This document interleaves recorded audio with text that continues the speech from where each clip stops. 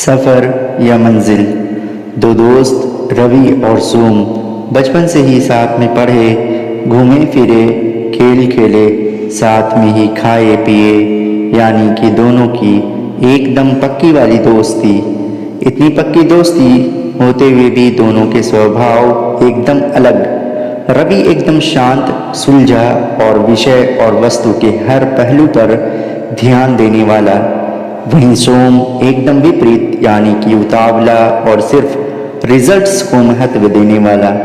सोम हर काम को जल्द से जल्द करके उसे हटाने के बारे में और सबसे पहले नंबर पर आने के बारे में सोचता। ऐसा करने में उससे कई गलतियां भी हो जाती। रवि कभी किसी काम में जल्दबाजी नहीं करता।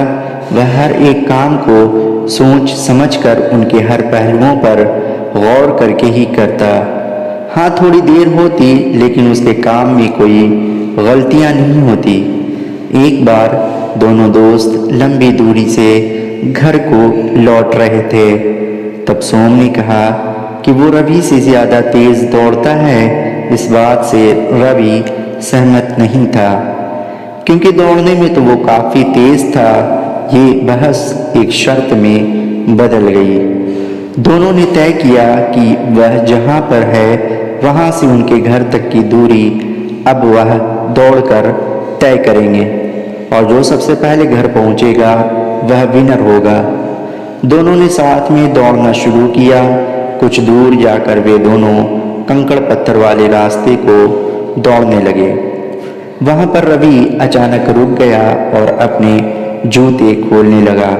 उसे ठहरा हुआ देख सोम ने मुस्कुराते हुए कहा, क्या हुआ, अभी से हार मान ली? रवि ने सोम से कहा, बिल्कुल नहीं, मैं अपने जूते में फंसे कंकरों को निकाल रहा हूँ ताकि आगे जाकर मुझे रेस कंप्लीट करने में कोई दिक्कत ना हो। वो बोला, मुझे छोटे मोटे कंकरों की परवाह नहीं है, मैं किसी भी हालत में तुमसे पहले यह रेस कंप्लीट कर लूँगा। इतना कहकर सोम आगे बढ़ गया। रवि ने अपने जूतों से कंकर निकाले और अपनी रेस फिर से शुरू की। अभी आधा ही रास्ता तय हुआ था।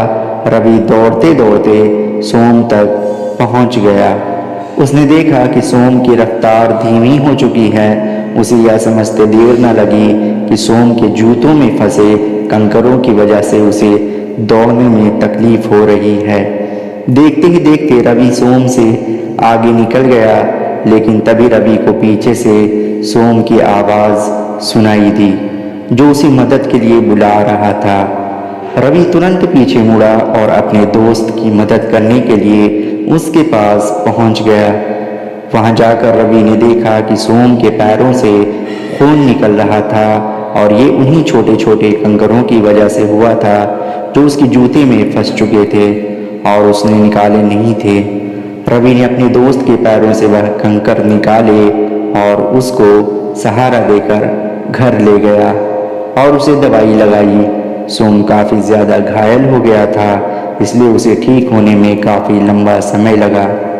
सोम को इस बात का हमेशा अफसोस रहा कि उसने सिर्फ मंजिल पर ध्यान दिया और बाकी चीज़ों को इग्नोर किया। दोस्तों, दुनिया में दो तरह की सोच रखने वाले लोग होते हैं। एक वह जो मंजिल को ज़्यादा महत्व देते हैं और सफ़र पर ध्यान नहीं देते।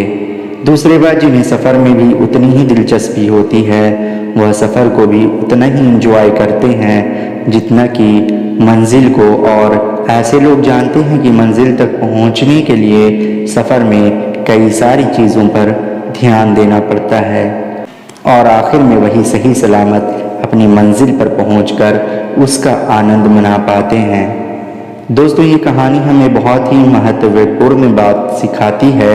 हमें अपनी मंजिल पर ज़रूर फोकस करना चाहिए, लेकिन उस मंजिल तक पहुंचने के सफ़र को अगर हम सोच समझ कर तय करें, उसका आनंद लेते हुए तय करें, तो मंजिल पर पहुंचकर हमें ज़्यादा खुशी होगी।